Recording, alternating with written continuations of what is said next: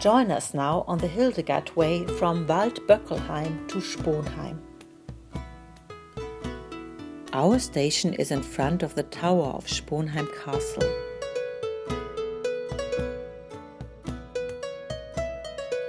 Hildegard was probably brought here to Jutta of Sponheim in the age of 8. We listen to how Hildegard speaks about her 6 years older relative. Jutta of Sponheim was my teacher. I was her closest confidant and became her successor as the second magistra on the Disibodenberg. For 30 years we lived together, yet for a long time I have restrained from talking about her, and I have left it to others to compile the Vita of Lady Jutta, the Recluse. There is a reason for all this that not only has to do with our mutual life, but also with Jutta's early death. I was given to my relative Jutta of Sponheim at the age of 8. By that time, she was a virgin of 14 years. As was customary for sons and daughters of nobility, I could also receive a good education there. For girls, different than for boys, who had to learn the virtues of a Christian knight, this education encompassed not only fine handicraft, such as embroidery and weaving, but also learning to do calligraphy.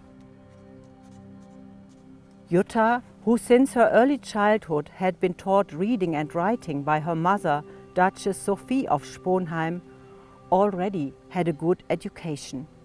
From Jutta, I learned the Psalms. That means I learned to read and write Latin.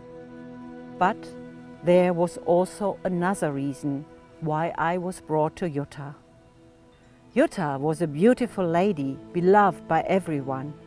Yet, even though many noble and rich men wished to marry her, during a severe illness at the age of 12, she herself had pledged to forego marriage. And against the will of her relatives, she had been secretly consecrated by Bishop Ruthard of Mainz.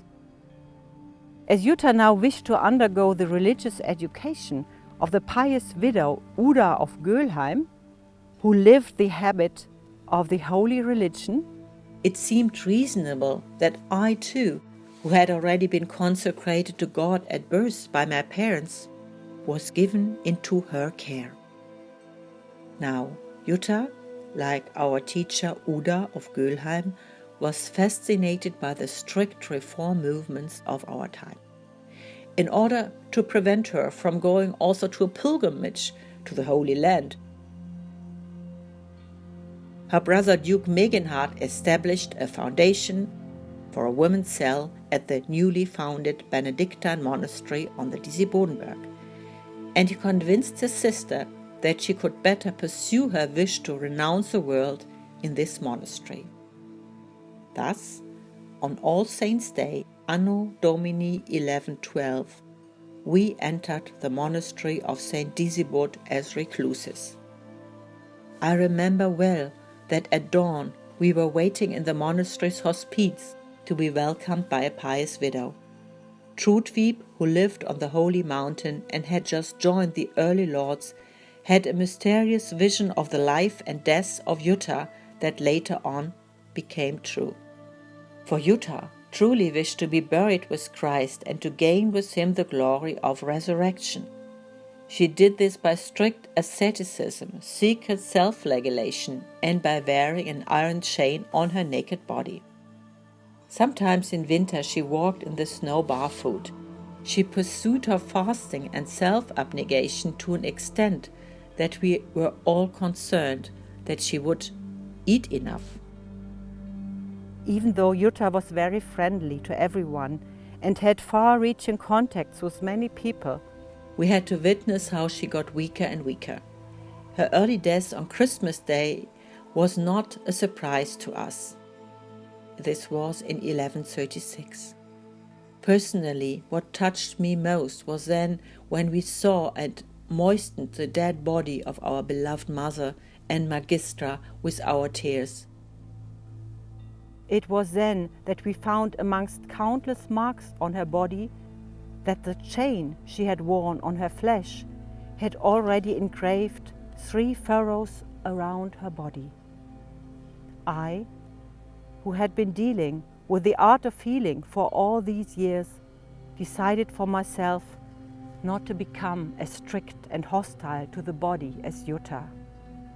Yet, as her closest confidant, who wished to honor her heritage, I have not talked about this further more to anyone else.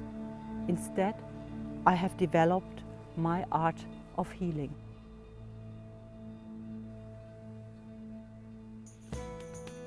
From Sponheim Castle, we walk to Sponheim Monastery. This 12th century Romanesque church is the only remaining building from Hildegard's lifetime on the whole Hildegard Way. It was built by Jutta's brother Meginhard of Sponheim. There is so much more to come. Please join us and discover the land of Hildegard.